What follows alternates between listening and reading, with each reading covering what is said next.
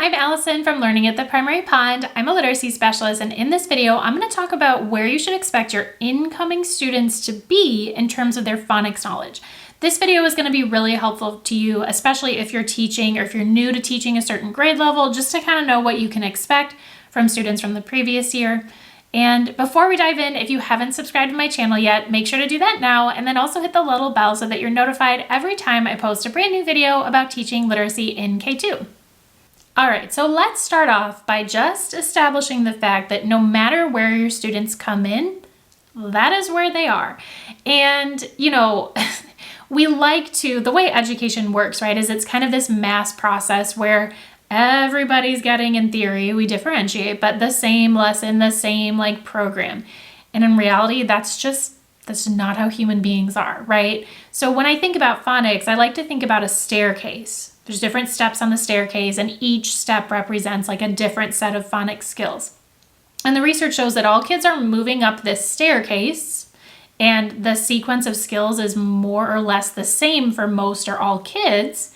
So the staircase is what it is, but kids differ in the pace at which they are moving up the staircase. So if you can imagine a staircase with all the different phonics skills on it, you're going to have some kids down here and here and here, and that is totally normal. It is challenging for us, but I just want you to know that it's totally normal. And so when your kids come in at the beginning of the year and you see where they are, you might feel a little bit stressed about the kids that are way behind, and you're like, how am I going to help them?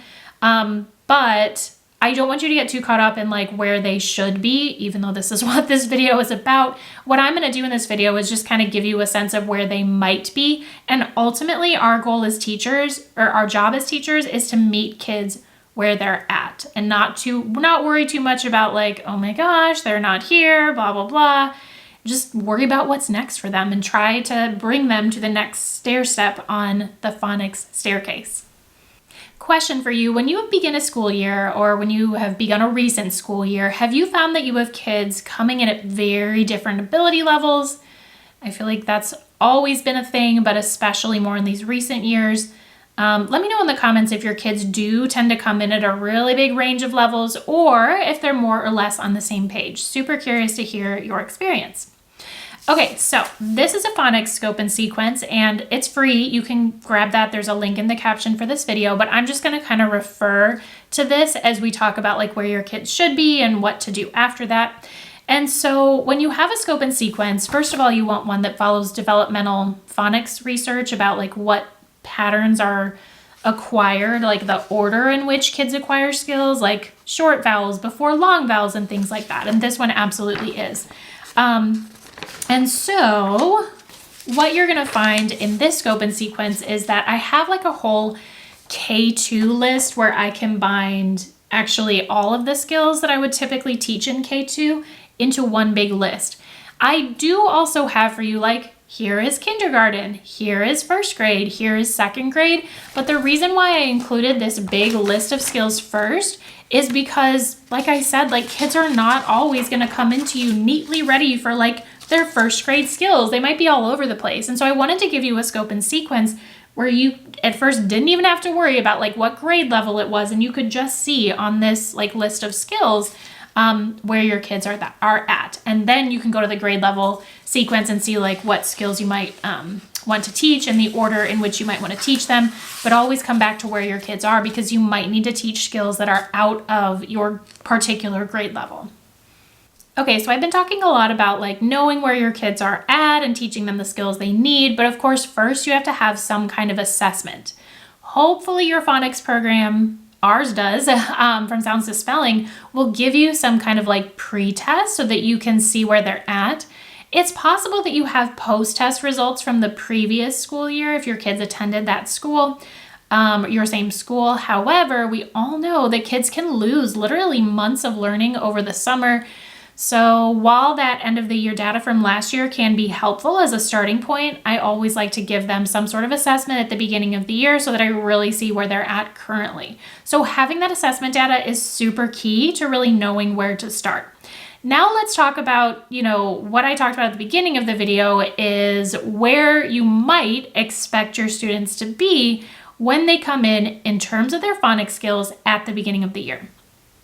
So this might vary by country, right? Because I know between the US and Canada, the kids' ages in the grade levels, we have the same names for the grade levels, but their ages are slightly different. So I'm really just talking about like my experiences here in the United States. But in kindergarten, you may have kids that know literally all of their letters and their letter sounds, and you may have kids that know none of their letters and letter sounds, and all of that is totally normal. In first grade, hopefully your kids will have learned to read CVC, consonant, vowel, consonant words. They may have learned digraphs. If your kids are advanced, they might actually know how to read silent E words with long vowels as well. But you can kind of expect that at least some of the kids should be able to read CVC words. Now, entering second grade, and again, this varies so much by kiddo, but you can kind of expect your kids to have learned like a lot of long vowels. They're not going to know how to like spell all long vowel words correctly, but they should hopefully have mastered short vowels. They should have some level of mastery with long vowels. They should know blends. They should know digraphs.